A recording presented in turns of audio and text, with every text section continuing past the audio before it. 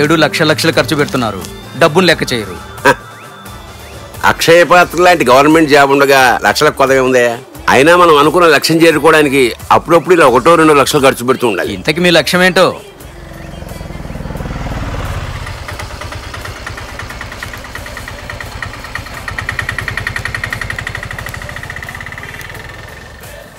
జానకి రావయ్యా.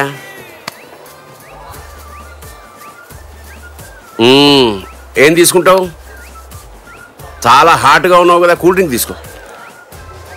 ఇలా కూర్చుని మాట్లాడుకుంటే అలా అయిపోయేదానికి ఎందుకు ఇంత చాదస్తం చెప్పు. జీవితం అన్నాక పట్టు విడుపు ఉండాలి, నీకు మాత్రం తెలీదా? అనవసరమైన విషయాలు తలకెక్కించుకుని అవసరమైన విషయాలు కాలుతో తనేకే. ఏది అవసరం ఏది అనవసరం అసలు ఏం మాట్లాడుతున్నారు సార్ మీరు? మీది కాని ప్రపంచంలో మీరు బాగా కూరుకుపోతున్నారు సార్. మీరిస్తున్న ఈ పార్టీ, తాగుతున్న మందు, ఈ తిండి బయట ఉంది కదా సార్. రేపో మాపో మీరు దర్జాగా తిరగబోయే ఆ చెర్రీ రెడ్ కలర్ కార్, ఆ ఎరుపు రంగులో మీకేం కనిపిస్తుందో నాకు తెలియదు, కానీ నాకు మాత్రం మీ వల్ల, కేవలం మీలాంటి వాళ్ళ వల్ల నాశనం అయిపోతున్న చాలా మంది జనాల రక్తం కనిపిస్తుంది సార్. మీ మీద నాకు చాలా గౌరవం ఉంది సార్, కానీ మీరు నన్ను మార్చి ఇందులో దింపడానికి మీరెంత దిగజారుతున్నారో చూశాక ఒక్కసారి గుర్తు తెచ్చుకోండి సార్. మొట్టమొదటిసారి మీరు ఉద్యోగానికి వెళ్తున్నప్పుడు మీ అమ్మో నాన్న అనుంటారు, మంచి పేరు తెచ్చుకోరా.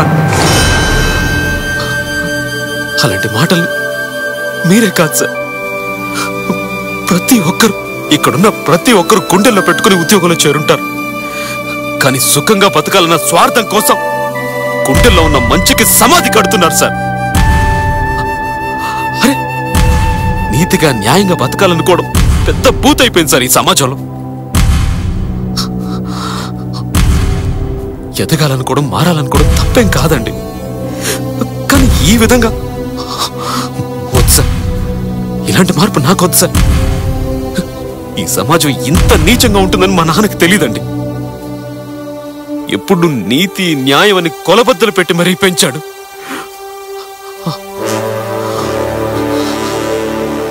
మీరన్నట్టు నా చుట్టూ లక్షల మంది రావణాసురులు ఉండొచ్చు, కానీ నేను మాత్రం న్యాయం ధర్మం కోసం జానకిలాగా అగ్ని ప్రవేశాలు చేస్తూనే ఉంటాను. నా ప్రాణం పోయినా సరే.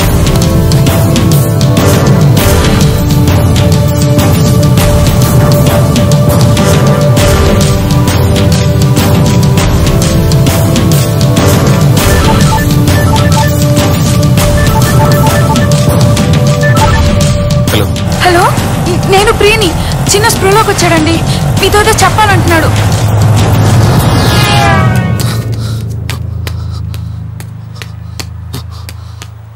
త్వరగా రండి.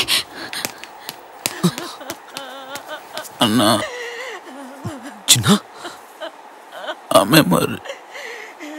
మెమొరీ కార్డ్ చెప్పు చెప్పు చిన్న. మెమొరీ కార్డ్ బాబు, చిన్న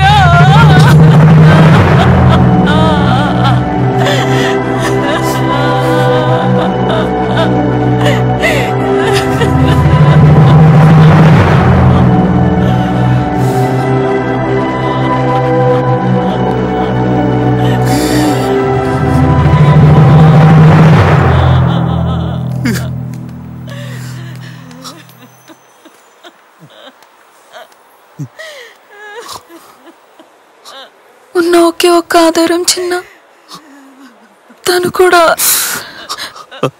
ఆధారం ఉన్నా ఏం చేయగలం?